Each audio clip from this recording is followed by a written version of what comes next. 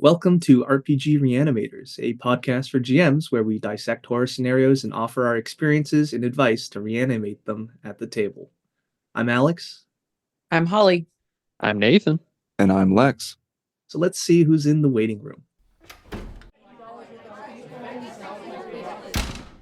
Today we're consulting on an acute case of gateway scenarios to introduce new players to a system. We'll discuss lessons we've learned from our games and offer our best advice on how to pick and run these types of scenarios at the table. Now let's begin our consultation. Why don't we begin by just talking about what is a gateway scenario? A gateway scenario for me is a scenario designed to bring new people into a system or a hobby, but like specifically, I would say like a system, introducing them to the system, the mechanics, that kind of thing. Yeah, I think going sort of step by step, introducing new players to the rules of a system, having an area. Honestly, the Pathfinder beginner box does this super well, where each room in the dungeon introduces a new mechanic that they can use. Pathfinder's a very complex system, but in terms of like these narrative horror games, I think that you can walk them through different parts of, like, in Call of Cthulhu, losing sand, Delta Green, hitting breaking points, etc. But also being able to hit the vibe of that system and be able to introduce players to it, let them know what this is about, and hopefully get them excited to want to play more. Mm-hmm. So that brings up a good point, Lex. Just because it's in the core rulebook or in a starter set, does that necessarily make it a good scenario to run? No. This is where I would really recommend looking through, or maybe listening through, our previous episode on critically reading scenarios. Is there have been a few cases, in my opinion, where the scenarios included in the core GM rulebook are not really the best that I would want to run, especially not for new players. I think one of the biggest offenders of this is Crimson Letters in the Keeper rulebook, which I repeatedly hear is very difficult for new GMs to run and can be a bit much to put on to new players. And it's sort of odd that it's in there and recommended as something presumably as a beginner scenario. Another one, just my personal opinion, I really want to like Hope's Last Day in the Alien Core rulebook, but it's kind of tough. Seth Skorkowski has a really good video reanimating it with some recommendations that I think can make it more fun. But overall, I would recommend most starter set scenarios like Chariot of the Gods over that. So let's kind of talk about why you think those are a little bit of a more difficult sell. Is it because it is not appropriate for new players, too complex, not complex enough? I think they tend to hedge on too complex.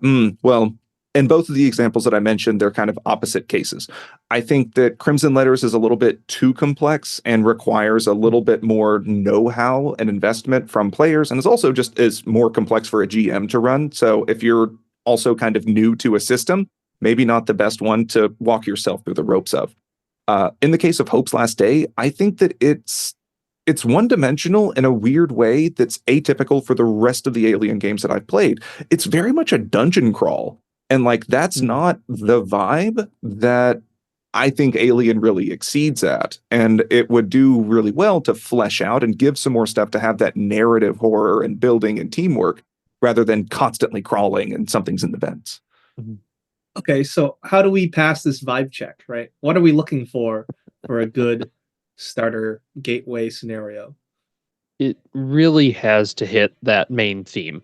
Like, if it's Call of Cthulhu, it better have some investigation in it, or it's probably missing something. It probably needs some sort of eldritch creature or something like that, or you're missing probably 90% of what the rest of the games will be with that scenario. Yeah, I would agree with that, Nathan. I think that there are scenarios that challenge the system and go off in different directions, but if you're introducing someone and saying this is Call of Cthulhu, this is Delta Green, you want to, give them an idea of what they would expect from future games. And also just the idea of like a simplicity, you don't want to overwhelm your players with confusing, puzzles or gotchas or things that, maybe more experienced players would be like, but yeah. Which, like, also, this gets into one of my weirder critiques with Call of Cthulhu as a system, because if you want to say this is Call of Cthulhu, I have never seen a scenario where the big guy actually makes an appearance. Like, they tease it a bit sometimes, but like, come on. Everyone always asks, be like, oh, so where was he? He was called. Yeah. It's not in this one.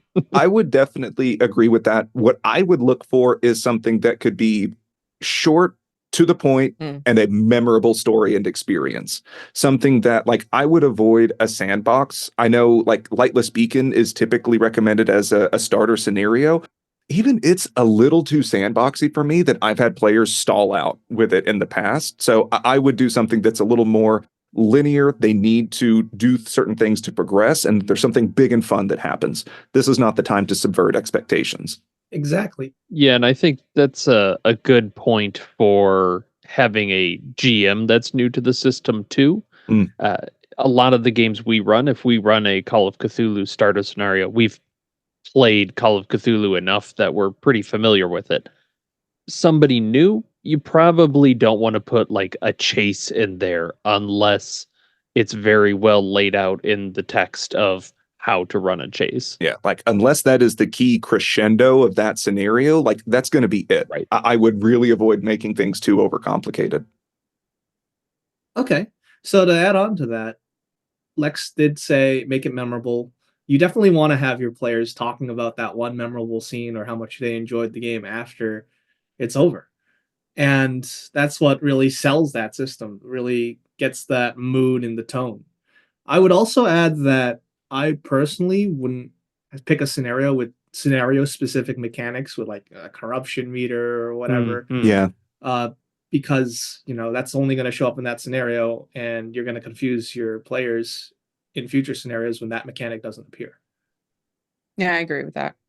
I think there's also a conversation to be had about what makes a good gateway scenario for very experienced players who are just new to this system versus a gateway scenario for people who are brand new to a hobby. You know, there's going to be a little bit of a difference. I mean, you can always, the catch-all would be, you know, simple, capturing the vibes, and that'll fit the bill for both. But, you know, you could get a little more complex with experienced players. So, Holly, I'm going to steal something that you said before we started recording, and that you tend to really like Convergence as a starter scenario for Delta Green. That, like, it hits that vibe super well. In this case, I would recommend Last Things Last for totally new players. They don't need a lot of backstory or exposition. Just like, you're told to go do this, it's short, self-contained. If they are experienced players who you are introducing to Delta Green, then I would recommend Convergence, because you won't have to spend time walking them through like the mechanics of like, this is how you roll sanity, that like they kind of know what they're about and they can dive into it a little bit more. That's a great point, Lex. Totally agree.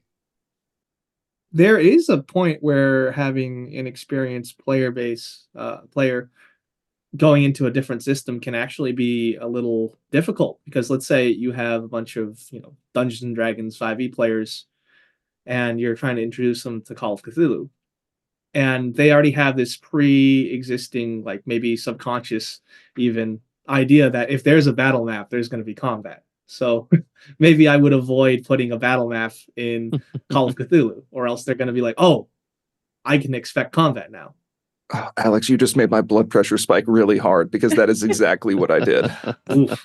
So yeah, you've learned the hard way, huh? Yeah, I have stories. We'll get there. Yeah, I think a lot of that goes back to I'm always reminded of a comic book I read ages ago, The Goon, which was traditionally kind of a comedy, right? Like it you know, dark comedy sort of thing. And there is a book in that series where it changes to be a very serious book. And there is a big disclaimer on the page that just says at the start of the book, this book ain't funny. And it goes from there. And I agree. If you're doing like D&D or whatever, you might want to have a thing that's like, your characters ain't superheroes. Your characters need to play smart. Something to kind of get them in this mindset of changing tone. Are you saying that you're going to hit them with a session 0? Oh, not a bad idea, but sometimes for gateway games, you're kind of combining the session 0 with the actual one shot. For gateway games, actually, this may be a good point of conversation. How long would you budget for like an onboarding before actually starting the scenario? I tend to do like gateway games should be one session and maybe around 3 hours with 30 minutes of kind of explanation and setup, and then jumping into stuff, because I think that that's enough to keep at least my awful attention span occupied. But if it goes a lot longer than that, I may not be following along as much. That feels like a solid formula to me. So personally, in my experience, when I'm introducing a new system, the players, I do like maybe 2 to 3 sentence write up of what the system's all about and what to expect, and that takes me less than 2 minutes to get that message across. Yeah, I see a lot of games use the little block text. That seems like a good fit for these gateway games. Right, Having just little preface it. Yeah, Yeah. well, I think even before that, like going to this, trying to convert D&D players to Call of Cthulhu or other systems like that, I do try to have some kind of segment where I just say, hey, your characters are not heroes. Mhm. You are never getting to level 20. There's no min-maxing or optimizing in this that really matters. Like, you are playing people, so make them people you would want to play and focus on stories you would want to tell. This is not for optimized combat, to at least try to dissuade any expectations of that out of the gate. Whether that's successful is very questionable in my experience, but at least I try to do that what I feel is good practice. That's a good get the elevator pitch ready too, because it works for all kinds of games like Brindlewood Bay. You kind of need to say, it's Golden Girls with murder mystery guns. What? yeah, and maybe depending, but yeah, setting that tone quickly is important. So let's say that you've picked a scenario, you're setting down, and kind of going back to this formula of 30 minutes setup and 2.5-ish hour game. Would you look for scenarios with pre-gens, or would you want them to try to create characters on the fly? And like, how would you want to try and pull that off, hypothetically? For me, I prefer just a well-written pre-gens with strong motivations that, are already invested in whatever mystery you're going to be throwing them into. Like, there's value 100% in having people go through character creation because that is part of learning the system. But I think there's a different time and place for that instead of just like, let's all, let me introduce you to the world of Call of Cthulhu. Yeah. I also found in my experience, I ran my partner and some of her coworkers through Last Things Last with Delta Green. And I find that it is helpful to kind of like create your characters, because I've had in cases in the past where new players, totally new to the hobby in general, like if they're not vibing with the pre-gen, then they don't have any interest in the scenario proper. They're like, I'm playing an antiquarian. I'm going to look at dust. And that just tanks everybody else's fun. So I'll try to get them to just make characters and move on. But walking through, especially like D100 system character sheets, can be a lot more taxing than what I initially thought, because I think that's getting into new player versus experienced player. I don't need to explain as much. And at least if I were going to do it again, I think I would reference the example stat spreads in DG and just have those set up out the gate. That way they can just say, look, you can pick these. Do you want to be focused? Here's the 70, 40, 30, 30, whatever. Or do you want to be more of a generalist? And you can just move on, because we spent a lot of time rolling dice because they didn't understand how to roll stats and then calculate those up. I also would be remiss if I didn't mention what I'm going to refer to as the Sanderson method. He started this in some scenarios. I don't really want to spoil off the bat, but essentially it's kind of a half pre-gen, half quick start. You can pick a character that has an occupation, and they have the core stats of that occupation already filled out. The one that I did, I was a pharmacologist, so I had like 70 in pharmacy and science and whatever. I had the essential skills. Everything else was up to me. And during investigator creation, you choose the stats that you want to put on the core stats, allocate them where you want. Then they does this development and play aspect, where there are several chunks of numbers, 60-60, 50-50-50, 40-40-40, and then some 20s. And during gameplay, the players can say, oh, I need to roll spot hidden. Ooh, I'm going to make that a 60. This character pays a lot of attention, And like maybe I don't want to invest that much into intimidate. So I'm going to do just maybe 40 on that. And I think that it's a way to help newer players kind of develop these characters on the fly, and is a nice hybrid approach, but it may be better for experienced gamers than totally new players. Curious to hear y'all's thoughts. I love it. It's quick, and it's very fun to save that, 60 for later. And then you're like, ooh, finally, it's coming to fruition. And then the scenario's over. I could say I hoarded those Yeah. 60s like I do mega potions, baby. Yeah, exactly. Saved them all for the final fight, and it turns out the final boss only had one form. It seems like a waste. That method is super good for playtesting new scenarios Mhm. as well, when you don't have time to make pre-gens. I think it's a very interesting method, and I have played games with Matt Sanderson in which we do that. I would say it might actually not be great for brand new people, because that's not how we generate characters typically. This like on the fly method of, oh, you get to pick which, now that I'm asking you to do something, you get to decide how many points you have in that. So I think it's a great method. It's just super interesting take on the system. And I think I mentioned this before, like doing the interesting twists on the system might not be great for brand new people to the system itself. So You're right. You convinced me. The Sanderson quick start method just sucks. Throw it out the window. someone ping Matt, tell him I hated it. I'm doing it right now. He's going to know. One thing I also like about pregens, and I've recently been reading a number of Scott Dorward's scenarios, and he does a really good job of this, is each backstory that they have, there's usually a strong tie-in to the core scenario, so they have a reason to be there. I'm sure we'll talk more about that later. But there's also something that they have that's usually like a big clue that lets them skip a fair chunk of investigation to keep it moving quickly. So it really rewards players that go, oh, look, my character grew up here. They would know exactly where this place is. And you go, good job, great reading. We don't need to do all this time, and let's, have a little scene where your character talks about this with everybody else. And That's really interesting. I haven't heard of that before. Could you give is there a scenario that you were kind of thinking of in mind with this? I haven't read a lot of Scott stuff, admittedly. yeah, Blackwater Creek is a really good one. Particularly, they only have pre-gens that I've been able to find for the Bootleggers? bootlegger. Yeah, and they have a lot of tie-in with some of the main characters of the scenario, and again, the location finding stuff, because there are characters that grew up in a town. Well, they're gonna know where people live, and that saves a lot of time and a lot of trouble. I really Which, like that. yeah, it's really nice for the GM too, because you don't, if you're looking at doing this in 2 hours, 3 hours for a con game, you cut out a lot of just busy work. Get to the meat and potatoes. Mm-hmm. Got it. So I'd like to talk about what makes a good gateway scenario for horror games and horror themes, because we are a horror tabletop RPG podcast.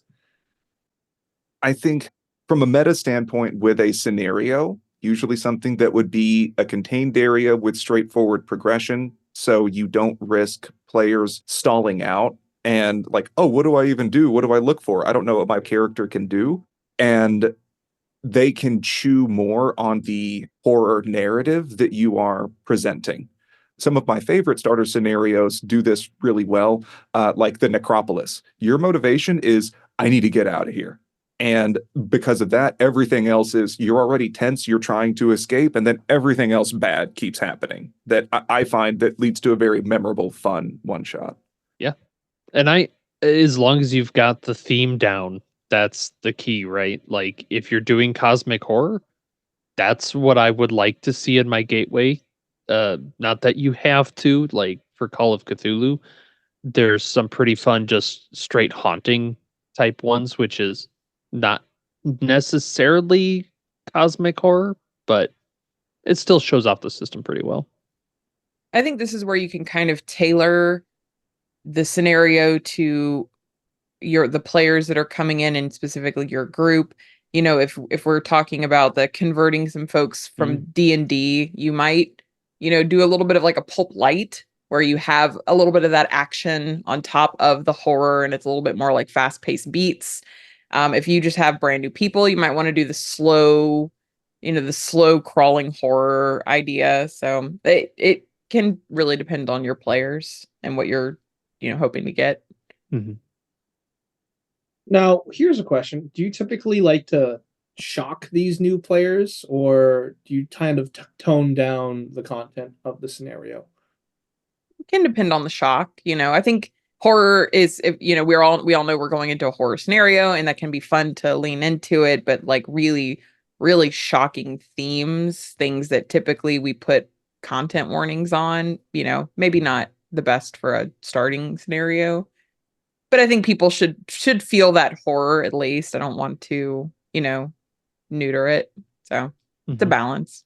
Yeah, I also I feel like I read a lot of fucked up stuff, so to me it feels like I'm pulling back. But to general folks, then like maybe it's just fine horror.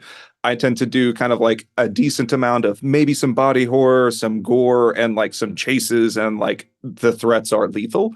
But not going too over the top with it. I tend to use like Evil Dead 2 with less blood in it is my upper limit for what I would bring into a starter scenario. I mean, this is where just conversations with your players, which we should always be having anyway, of like giving people that heads up and letting them know, and getting people's buy-in, or X cards and things like that. That's where this kind of comes in handy. Yeah, so just don't run cult for a first time player. You can't stop me. Or else that's also going to be a last time player. Yeah, I mean, if you have players that are really looking for a shock, there are scenarios out there that will give them that. That can be really effective to bringing people into a horror system. You just have to know your audience. Exactly. Yeah, I would be a little bit more cautious at like a convention situation where I don't know 100%. the people. But yeah, if I am talking a home group, then I'm a little bit more confident. I'd still tone down the number of horrible body horror things I put in, just because I don't want my friends to judge me. Something that I have done in the past that I personally have found helpful is I will ask the new players list out some of their favorite horror movies. And I feel like that gives me a super good idea of like, okay, this is kind of their limit. This is what they're into. And sometimes I'll improvise to have some stuff that might be recognizable from that. But like if they say Hereditary, gloves are off. But if it's like The Thing and Evil Dead, okay, I got you. That's a really great idea, Lex. I've never thought about doing that, but very good idea. Okay, so now that we've talked a bit about these gateway scenarios, what are some pitfalls of them? What are we looking out for in order to run the best game possible? Okay, we've been talking about introducing D&D players to Call of Cthulhu, so I can't resist anymore. Go off. I had a god-awful time trying to run The Darkness Beneath the Hill to try and bring my old D&D group into Call of Cthulhu. And it all boils down to, or most of it boils down to a question I hate the most when players are going into horror scenarios. Why are we even here? Why are we even doing this? And like, I think Call of Cthulhu may have a worse tendency than some other systems, or at least some of the 1920s scenarios kind of assume that investment to keep digging. Not getting into spoilers for the scenario, but I picked it because it was kind of a dungeon crawl. But I had players who were constantly asking, fuck this guy. Why are we even here? I don't care about him. I'm going to go. I'm just going to leave. And it's like, cool. Okay. You can sit out. You can leave the Zoom room now. They were scared to engage with anything because they're like, oh man, I'm so weak. Like they wanted combat, but were so chicken shit that like they didn't really want to fight. And that was where I tried to say, like, you are not heroes. You're regular people. So maybe try and survive. And ultimately, like, I had to just pull the rope up behind them, literally, and say, like, okay, you are here now. Like, go ahead and go for it. And referencing Alex's point earlier, I thought that it would be good to use darkness because it has a nice map in the scenario, and I tried to use it like a dungeon crawl map where like I illuminated parts of it as they went, but it just did not work very well. Maybe it got them too in the mindset of D&D, and I think it was. I tried to hit something of a halfway point, but it probably would have been better if I just went fully, this is something different, and theater of the mind and whatnot. I mean, what you need to do is when they say, why are we here? You say, it's the 1920s. There's nothing else to do. There's no internet. There's no games. Go inside the spooky caverns and check it out. So something to look for when picking your scenario could be just a strong hook. Mhm. We already talked about well-written PCs that have strong motivations, but in general, a strong hook that doesn't have your players asking, why am I here? And I think that's where I tend to prefer like escape scenarios as starter ones the best, because like, okay, you're in a cave-in, dude, go. Like you can't go back because the door is shut behind you. The way is shut. Also, this is just reminding me of one of my favorite quotes from Scott Dorward, since you mentioned him earlier, Nathan, and talking about these people. It's like, well, we should just go. Like, why am I even here? I believe it was, you're playing a horror scenario. Engage with the fucking horror scenario. So you mentioned having just like a strong goal, and I think that's something that Delta Green does pretty well. They're just in a standard operation. They're just given that objective, and then they go do it. Fully agree. Yeah, that you don't really need strongly motivated PCs because they will be strongly motivated by outside forces if needed. Yeah, I think that also gets into why I think Delta Green is easier to write for than Call of Cthulhu, because it takes more of like a setup and a leap to get regular folks involved, rather than you can be who you want. You volunteered to join this thing. They're telling you to go. You can choose to not to, and bad things may happen. Your call. Is being blackmailed volunteering these days? I was putting quotes around volunteer. Voluntold. It's the same regardless. Like Delta Green already has that baked in strong motivation, and I think that's great.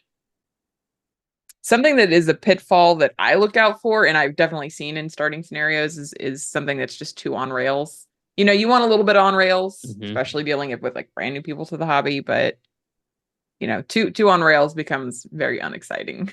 Yeah, and I think that that's getting into a distinction between like a relatively linear scenario and then the dreaded railroading. Yeah. Whenever it feels like players need to do things in order to progress versus they can't progress until this set thing happens and then they are moved along to the next area. Or worse, nothing they do matters. They can piddle around and then this thing just continues regardless of what they do. Yeah, just let the PCs approach these different situations in their own way and give them the benefits of doing that. It's a good way to show too what a system supports or doesn't support. So for the example of a player that might be more from D&D, they go, I'm going to beat the hell out of this informant. Okay. That's not necessarily going to work very well in this, but you can play that out, right? They might give you a bit of information, but then they are not going to be very helpful for the rest of the time.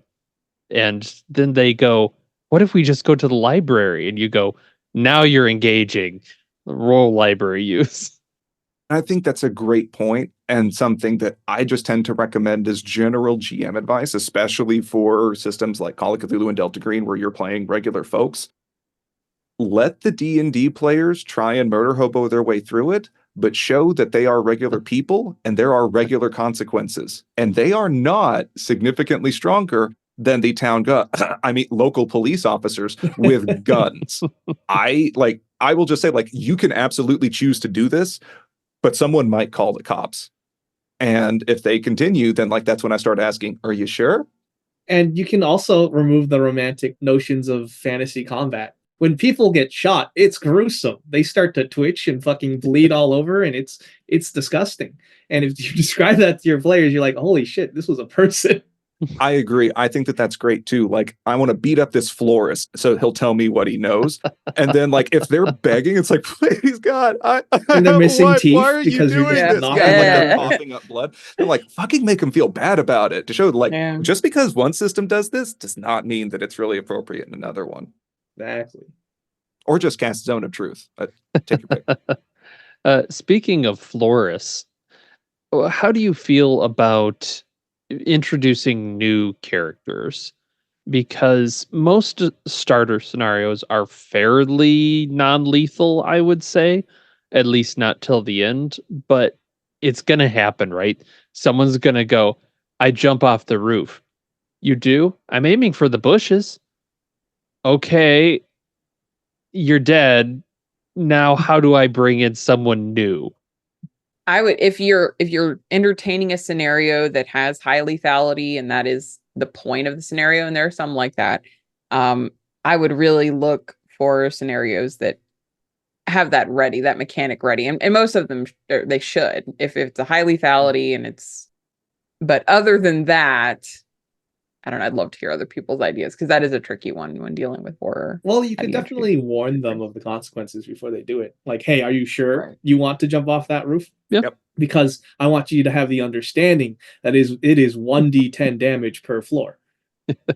You will And die. if you miss, you are looking at these consequences. Mhm. And just be like, you want to do it? Okay, you broke both of your legs. Congratulations. Just pulling themselves around the rest of the scenario. Yeah, you can think about another character you would like to bring in. Oh, good. They're a professional roof jumper. They're a parkour expert. Great. Now do library use. I do see a lot of these scenarios that start with like, oh, one of you can play the landlord or this one backup character. I'm like, that's good unless there's two dummies in the group. Yeah. And yeah, that's where I start to run into the, yeah, I guess maybe what you're saying, Lex, is come up with a new character and bring them in. Even use the same stats sheet. I've done that before with stuff. Is I just say just use the same numbers. I don't care. But kind of on this note, how do you combat the inevitable, but I don't want my character to die? Hmm. Because I think Call of Cthulhu has such a bad rap for being just a meat grinder for PCs. Whenever I was playing D&D and I would say like, oh, I'm thinking about getting into Call of Cthulhu, everything was, get ready to make 5 character sheets because you're going to die each minute. And like, I get it, because Bro, yeah, it's shut more up. lethal than D&D where nothing is fucking lethal. But like, I heard that too, though, honestly, Alex. Like, Call of Cthulhu, earned or not, has that reputation among other systems in the hobby. Well, the way I prep my players for a game of Call of Cthulhu or another system based off of like reality where getting hit in the face with a hammer is gonna have the effects of getting hit in the face with a hammer is to say I would just think of it like smart. Think of it as if you were in their shoes with the whole physics of real life. If there's someone who pulls out a gun, I'm not gonna like, and there's a bit of distance between us and they have that gun ready, I'm not going to charge them because that's a good way to get shot. I'm probably going to dive for cover. And there's a specific mechanic for that in Call of Cthulhu. or you can just raise a shield. Sorry. +2 to AC. I would agree. And also, I think that that is generally a strength of Call of Cthulhu and these types of narrative games, that it's, in my opinion, easier to tell new players, like, just imagine that you are this person. You are a regular person that is not much different than you, and say what you want to do. Especially with D100 systems, it's just kind of say what you want and we can pick a skill or just say that it happens and you're good. Do you want to jump off the roof or do you want to get a rope or find some other way down? Exactly. Like, just tell me what you want and then the GM can usually handle it. Yeah, I imagine folks would be slow to engage in combat, but that's 100% the point of Call of Cthulhu, is like combat is deadly and you shouldn't immediately jump into it. As far as not engaging in like reading the tome because this feels a little dangerous and maybe a little metagamey. Well, I don't know. And like, to that, I just, a couple of canned responses that I'll usually say is, you're playing a horror scenario, which is basically you are living through your own little horror movie.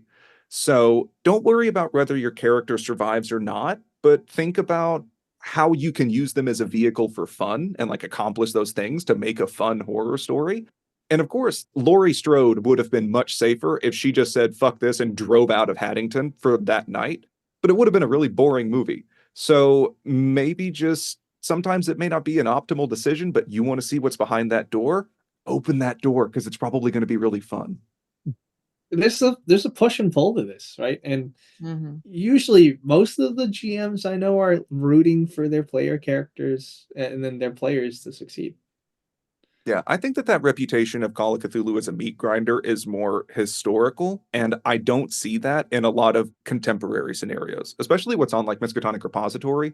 But then I hear stuff from previous editions, like, yeah, that was not a combat-focused system, but they would be facing 6 cultists and Night Gaunt, and like, you're gonna die. Yeah, that's probably a difference in how a lot of these are written anymore. And also, historically, some of us have terrible die rolls as the keeper. So it's impossible to actually kill the players because your ghoul just takes a nosedive off the roof for no real reason. They tried to jump off the roof into the bushes. Yeah. I'm going to get them. For me, a lot of this too is expressing to players, like, especially if it's a one shot, it's fine. Like, if you die, that's okay. This is a one shot. Spend your luck, spend your whatever. You've got the tools to make it through this. And if you don't, it's usually near the end. Make it memorable. Like, what does it look like when your player gets disemboweled, and what are they thinking as they die? That sort of thing, to kind of give the player a chance to see why it's so much fun to die in these games or go insane. Yeah, you're only going to play this scenario once, so make it count, make it fun. So what do? You've got a new system. You've got some players that are used to maybe doing a dungeon delve or something, and you say, all right, let's start this investigation. And all of them go, we go to the local tavern and brood in the corner until the quest giver talks to us. How do you handle that? Okay, you do that. You sit and brood in a dive bar for the next 4 hours, drinking cheap, warm beer, and nothing happens. What do you want to do now? And I think trying to spur them that, like, they can do things, and some things will lead to more valuable outcomes than others, is a way to kind of spur them to, like, okay, let's try and evolve, let's try and engage. Sometimes if they're stuck, then I might have, like, you get a call from someone reporting strange noises. But like, most of the time I try and encourage some more initiative. No, my first thought was to go almost in the opposite direction of Lex, where it's like, yeah, they go into the tavern, but something happens there that draws them into the main story. For one shot scenarios, I love a scenario that just opens what do you call it, where it's like you're just in the middle. Media res. Yeah, thank you. Yeah, just in the mid, you're already dropped in the middle of it as soon as you start. I agree, and I think that's much better for new players to start up. Most Call of Cthulhu scenarios tend to be like, you wake up, it's an average day, describe your... And like, I'm guilty of starting that way, and whenever I did that for Last Things Last, we really, like, boy, that engine was flooded when I tried to start it, and it took me a minute to kind of bring everyone up. So a lot of the times it's easier to be like, you're in front of the door, and then go.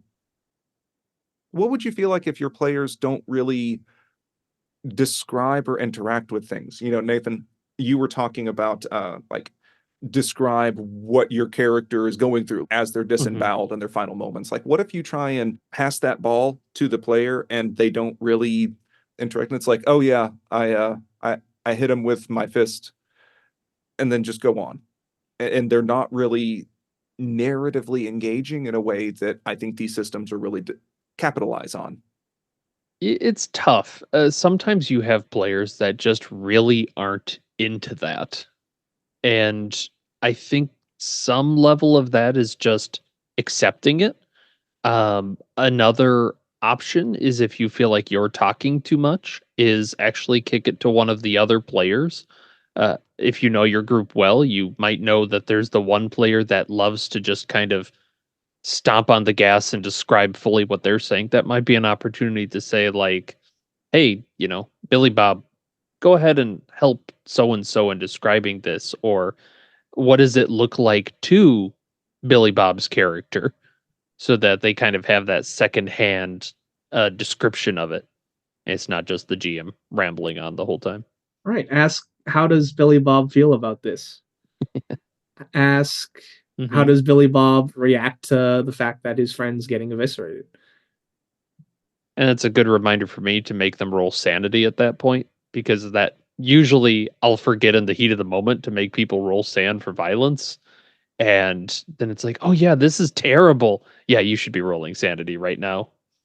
Actually, as another note on that, this is reminding me of something I really liked. I recommend listening to Ain't Slayed Nobody's run of The Waking Children, where Harlan Guthrie was a GM, because he used a lot of devices I thought were really interesting. So, like, your character sees a dead body, roll sand, they pass. A lot of the time, we as a GM are just like, okay, and move on. But he would ask, all right, blank, what makes your character able to process this? Like, why describe that passing or describe that failure? What in your past has enabled you to kind of pocket this away and tuck it away somewhere deep? And I found that to be really, really useful, or also just as another way to engage your players a bit more if they may be shy and kind of clamming up. Pitch them into, tell them a story about their past. Be like, as you're walking through, you see this painting, and Billy Bob, what about this painting reminds you of your dad? And just like as kind of a random detail, they can choose to engage with it or not. But I find it's a nice way to help open the door up a little bit more. Yeah, little backstory creation bits that may not necessarily impact it, but are fun to come up with. That may be more for experienced players, but regardless, I thought it was a really neat technique I want to try to emulate. All right, now that we discussed some of these pitfalls for picking and choosing and running a gateway scenario, how can we make these shine? What should we emphasize? Don't fuck it up. Easy. All right, next section. Yeah. If you are writing one of these, and I've been looking at The Haunting, and I think that's an incredible example of organize your room notes, your character notes, your roles, and The Haunting, what it'll do is it will actually say, like, oh, you will increase this, like you'll increase your Cthulhu mythos. Now, also don't forget, remove your max sanity. It'll do little rule reminders inside the text as you play, which is super helpful. If I was a new GM, that would be amazing. I have thoughts on The Haunting, but I'm going to hold off until you talk, though. Like, I don't think it's helpful to say, remember to reduce your max. Like, that's never going to come up anywhere else. And I think that adds just a little layer of tedium that's better for campaign play and not really suited to an introductory one-shot. I could see that argument. But back on topic. To me, a good intro scenario, making it shine, is really, selling the system and what the system is about. If you want people to come back to it, picking a scenario that really highlights the themes of the system. Plus, good handouts are always. Yeah, that's something Call of Cthulhu is really good at. Yeah, so much of the mystery progresses through handouts, so why not have like really good handouts? And I think it's something that doesn't show up in a lot of other systems. Like, we've been dunking on D&D a lot this time, but like, you don't often get handouts that you would need to actually read and go through, at least in my experience. And every time that I will, like, I say, like, you find these newspaper clippings, and then I hand them newspaper clippings to actually read through. Players, like, their eyes always light up. It's like, ooh, this is exciting. This is different. Like, a clue. I think that's something to really capitalize on for especially investigative horror scenarios. I love like physical, not even just like paper handouts are great, but like I've had GMs pull out like props. And of course we friend of the podcast, Colin Richards, and the Signal to Noise and the incredible like video handouts. Like those are just good handouts. I'm just too lazy to do anything beyond paper though, like TBH. Find a photograph of this idol, because I'm not gonna use clay to make this. Yeah, fair. I like it when like David Gassaway and Thomas Grooms have both made actual physical, like you were saying, like clay or like Oh yeah, it's constructed incredible. sort of things. And there's really something magical about like, here is the actual amulet in shards, put it together, and then start thinking about like, oh, what is this? Well, look at now, it makes a symbol. What does that mean in context? It's very visual and fun. Something kind of related, but not exactly a handout. I have often found that having simple reference sheets, like literally an index card with just some tips for players that like things that you can do. Typically, this will involve stuff for like combat or things you can spend luck on, and stuff like that, just to help keep them as a little primed whenever those things come up. Because that's typically when the mechanics get a little heavier beyond just tell me what you want to do and we'll make it happen. I find that those can be helpful with a bit of a caveat that like don't make it too long or complicated. Otherwise, new players will feel tempted to only look at those and not be active and present in the game as much. And I love that cheat sheet so much because if the players are playing a specific system, they should know all the options that they have available to them in order to make the most of the system. All right. So, do we have any recommendations or any knowledge of gateway scenarios or starter scenarios that are really good that you'd recommend? Lex, I think you already talked a little bit about Alien. I think the starter box has a pretty great bit, and it also continues with the good handouts and maps and that sort of thing. Uh, I'm a sucker though for Mark Borg and those kind of initial ones. I think a lot of the people that have written these really understand the importance of legibility and just ease of access between like it's often a dungeon crawl, but they really call things out and make it easy for the new GM to run it.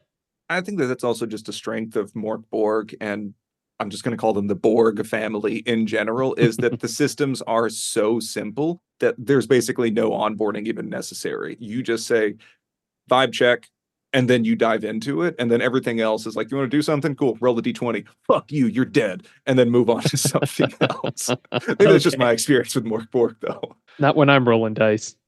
My players, actually, for Morkborg, I don't understand. They're like, oh, it's super lethal. Not when my players roll die. They can't get below a 12 to save their life in a d20. It's That's because Alex insane. cheats. Like, I told you Oh. this. What?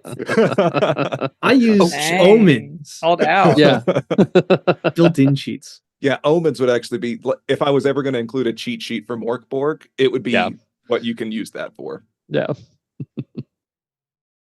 In light of Call of Cthulhu that we've been chatting on mostly, my personal favorite gateway scenario is the Necropolis.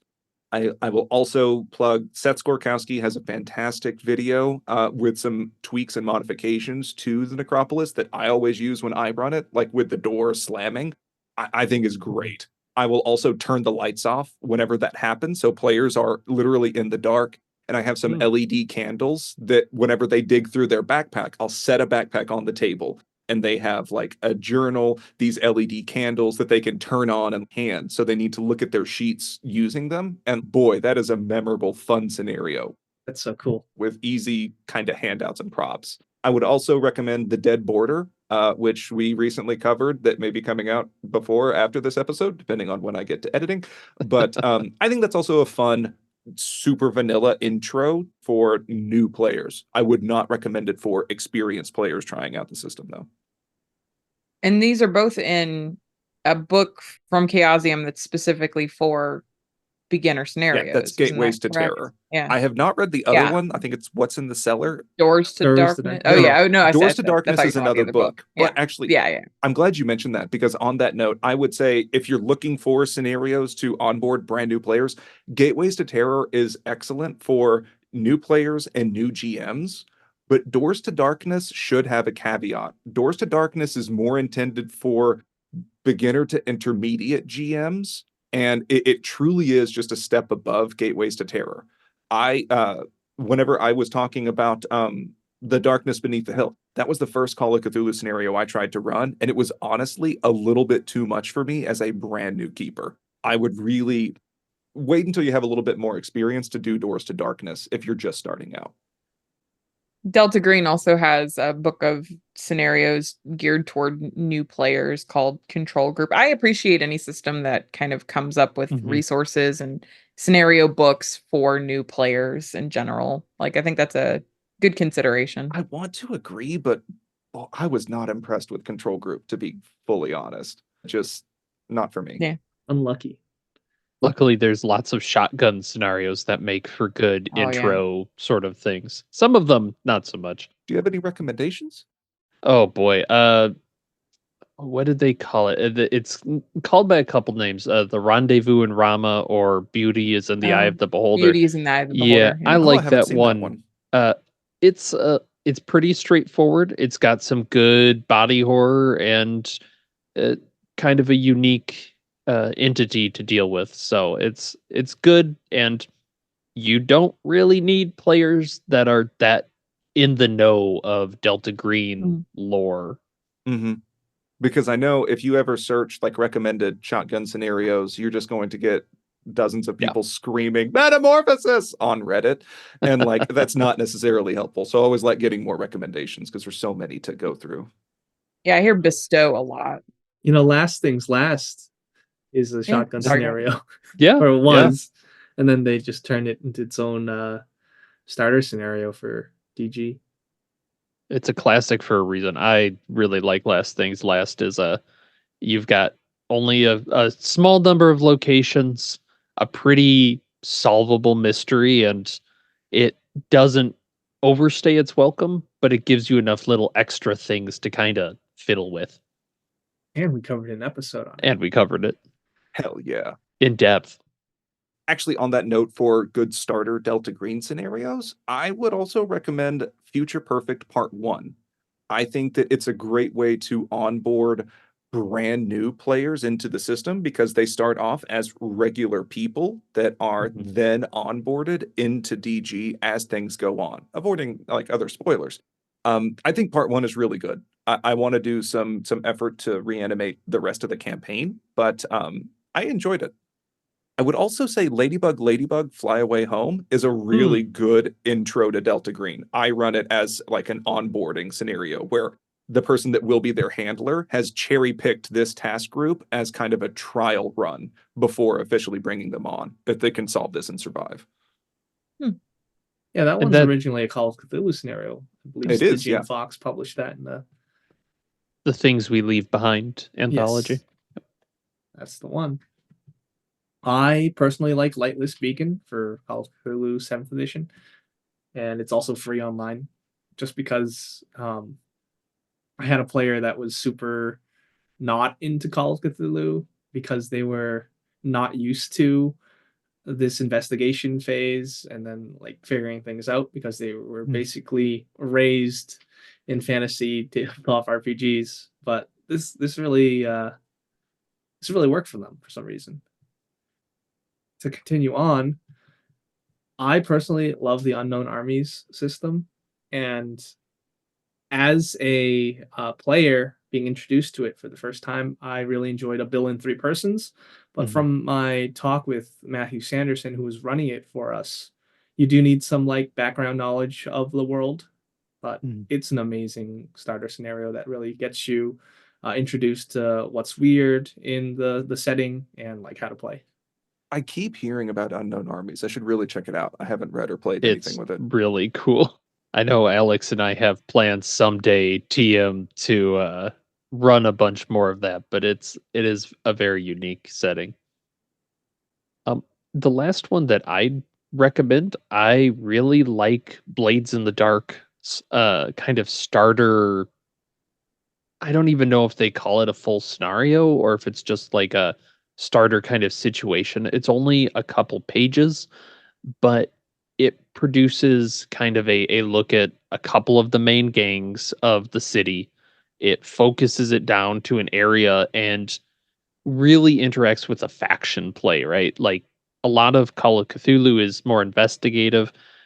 Blades in the Dark does a great job of showing, like, look, there's some factions here, and you can actually make choices that affect how this kind of pans out for everybody. Like, certain people will die or live based on this, and it by the end of it, you feel like you've made an impact and something big has happened.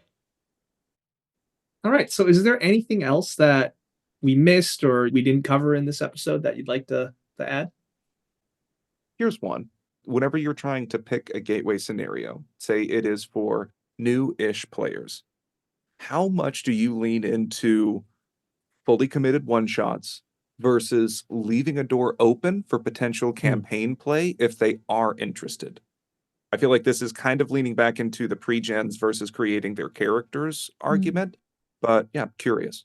I think a lot of books that I read tend to assume that you're going to run this and then build into a longer campaign. But in my experience, that does not happen very often.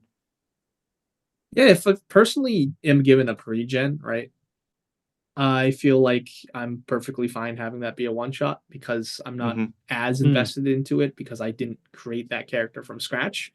Sure, I'll have enjoyed the system. I've enjoyed that one-shot scenario with that pre-gen. But then now that I've had this better grasp of how this game plays and I can start thinking about, oh, maybe I want to build my own character for a longer game. That's my mentality. Totally fair. I agree. I like to leave usually one or two little threads that they could follow up on if they wanted, or if they completely botch it, there might be a big thread, but that's also like part of the way it runs. And I try and provide some other satisfying ending because what I don't want is it to feel like you got to the end of the starter scenario and you're just sitting there like, this is the prologue. We didn't get it. We didn't get to the main thing. It should feel like something happened at least. Well, here's a question for everyone. Who here has actually decided and followed through with continuing from a starter scenario? Never. No. Nope. That's again why I think it's odd in the write-ups. They tend to assume that that is the case. That's never been the case for me. I think it's okay to let us one shot just be what it is, you know? In my experience, most horror games are one-shots. And the assumption that things become campaigns is a little faulty. Like Delta Green does a nice job because each case is kind of episodic, but aside from Impossible Landscapes, where they explicitly have a development period, I have never had the same players like roll over between sessions and like need to do a home thing, then get onboarded for the next one. I mean, usually we just make new characters. I'm actually listening to a podcast where they have it's not even the same group necessarily. It'll just be like, oh, this player can make it. They'll bring back a character from before. And that kind of matches that nice, like, it's very episodic. It's not technically like a linked campaign because it's not the same group going through these things, but you still have the fun of someone coming and be like, oh, yeah, no, I went to space once. It was wild, man. And yeah, you have fun conversations out of it. I think when you have, a lot of horror systems in general, and rightfully so, I think, use the like diminishing returns mechanics of like it only just gets worse. It can be hard to build on a one shot when your character saw an elder god and lost 50 sanity all at once. I just want to know when we're doing that Tinned Candles campaign. When's that going to start?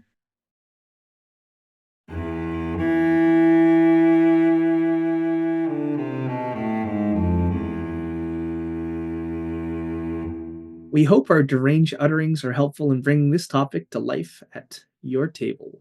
You can join the discussion on Discord and subscribe or follow the podcast to hear more gruesome consultations. Be sure to check out the show notes for links from the discussion, where to find us, and other links for things like handouts and other resources. So until next time, thanks for listening to RPG Reanimators. Where your games can die. Or live. On the table.